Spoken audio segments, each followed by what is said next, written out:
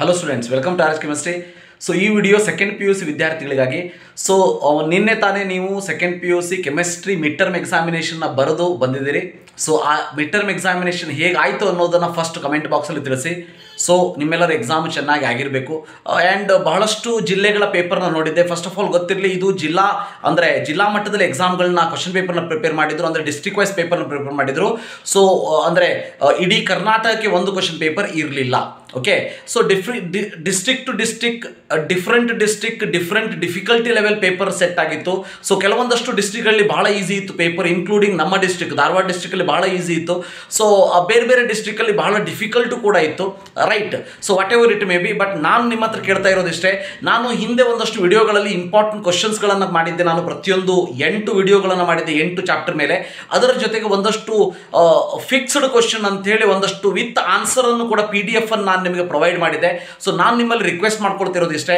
So ನಾನು ನಿಮಗೆ ಕೊಟ್ಟಿರೋದರ ಒಂದು ಫೀಡ್ಬ್ಯಾಕ್ ಅನ್ನು ನಾನು ನಿಮಗೆ ಕೇಳ್ತಾ ಇದ್ದೀನಿ. ಸೊ ದಯವಿಟ್ಟು ನಿಮ್ಮ ನನ್ನ ಕಮೆಂಟ್ ಬಾಕ್ಸಲ್ಲಿ ಈ ವಿಡಿಯೋದ ಕೆಳಗಡೆ ತಿಳಿಸ್ಕೊಡಿ. ಯಾರ್ಯಾರು ಸೆಕೆಂಡ್ PUC ಅಭ್ಯರ್ಥಿಗಳು ಈ ಒಂದು ವಿಡಿಯೋವನ್ನು ನೋಡ್ತಾ ಇದ್ದೀರಿ, ಅವರು ದಯವಿಟ್ಟು ತಿಳಿಸಿ ನಿಮ್ಮ ಒಂದು ಅಭಿಪ್ರಾಯ ಏನು, ಅದರಿಂದ ನಿಮಗೆ ಹೆಲ್ಪ್ ಆಗಿದೆಯಾ, ಆಗಿದೆ ಅಂದರೆ ಆಗಿದೆ ಅಂತ ಹೇಳಿ, ಎಷ್ಟಾಗಿದೆ ಅಂತ ಹೇಳಿ, ಆಗಿಲ್ಲ ಅಂತಂದರೆ ನನ್ನ ಮುಖಕ್ಕೆ ಹೋಗಿರಿ, ನನಗೇನು ಬೇಜಾರಿಲ್ಲ. So that I will correct those mistakes. ಏನಾದರೂ ಪ್ರಾಬ್ಲಮ್ ಆಗಿದ್ದರೆ ಯಾವ ರೀತಿ ಕ್ವಶನ್ಸ್ ಕೇಳ್ಬೋದಿತ್ತು, ಸೊ ಅದನ್ನು ಚೇಂಜ್ ಮಾಡೋರಂತೆ.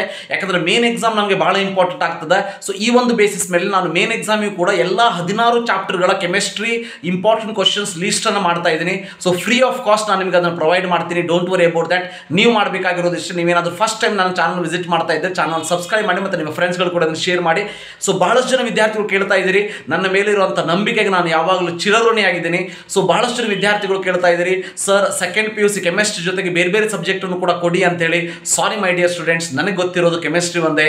ನನಗೆ ಗೊತ್ತಿಲ್ಲದೆ ಇರುವಂಥ ಸಬ್ಜೆಕ್ಟನ್ನು ಬೇರೆಯವರ ಹತ್ರ ತೊಗೊಂಡು ಅದರ ಇಂಪಾರ್ಟೆನ್ಸ್ ನನಗೆ ಗೊತ್ತಿಲ್ಲದೇನೆ ಅದು ನಿಮಗೆ ಇಂಪಾರ್ಟೆಂಟ್ ಅಂತ ಹೇಳಿ ಅದು ನಿಮಗೆ ಎಕ್ಸಾಮಿಗೆ ಬರಲಿಲ್ಲ ಅಂತಂದರೆ, ಸೊ ಅದರಿಂದ ನಿಮಗಿಂತ ಜಾಸ್ತಿ ನನಗೆ ಬೇಜಾರಾಗ್ತದೆ ನಿಮ್ಮನ್ನು ಮಿಸ್ಗೈಡ್ ಮಾಡಿರುವಂಥ ಒಂದು ವಿಷಯಕ್ಕೆ. ಅದಕ್ಕಾಗಿ ನಾನು ಕೆಮಿಸ್ಟ್ರಿಯನ್ನು ಮಾತ್ರ ಕೊಡ್ತೀನಿ. Don't worry about that.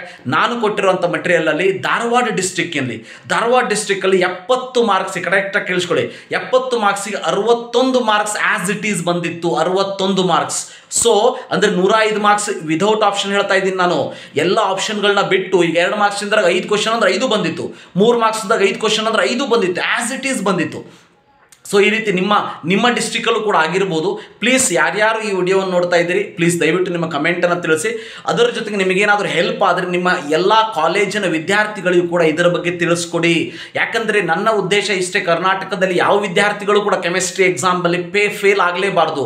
ಅದಕ್ಕೆ ನೀವು ಮಾಡಬೇಕಾಗಿರೋದಿಷ್ಟೇ, ನಿಮ್ಮ ವಿದ್ಯಾರ್ಥಿಗಳಿಗೆ, ನಿಮ್ಮ ಫ್ರೆಂಡ್ಸ್ಗಳಿಗೆ ಇದನ್ನು ಶೇರ್ ಮಾಡಿ. ಬೇರೆ ಕಾಲೇಜ್ ಫ್ರೆಂಡ್ಸ್ ಇರ್ಬೋದು, ನಿಮ್ಮ ಕಾಲೇಜ್ ಫ್ರೆಂಡ್ಸ್ ಇರ್ಬೋದು, ಎಲ್ಲ ಗ್ರೂಪ್ಸ್ಗಳಲ್ಲಿ ಶೇರ್ ಮಾಡಿ.